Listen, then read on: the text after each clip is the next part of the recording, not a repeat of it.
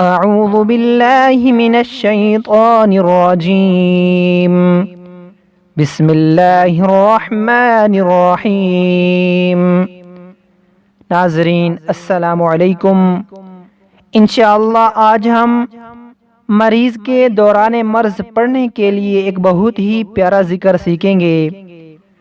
نبی پاک صلی اللہ علیہ وسلم کا مبارک فرمان ہے کہ جو مسلمان مرض کی حالت میں اللہ تعالیٰ کو ان الفاظ میں 40 مرتبہ پکارے گا تو اگر اسی حالت میں وہ وفات پا گیا تو اسے شہید کا ثواب دیا جائے گا، اور اگر وہ اچھا ہو گیا تو اس حال میں اچھا ہوگا کہ اس کے سب گناہ معاف ہو چکے ہوں گے۔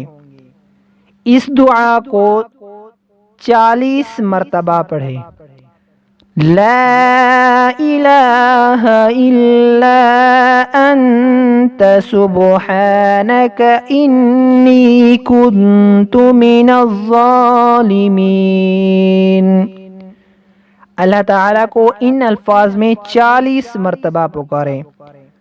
لا الہ الا انت سبحانک انی کنت من الظالمین۔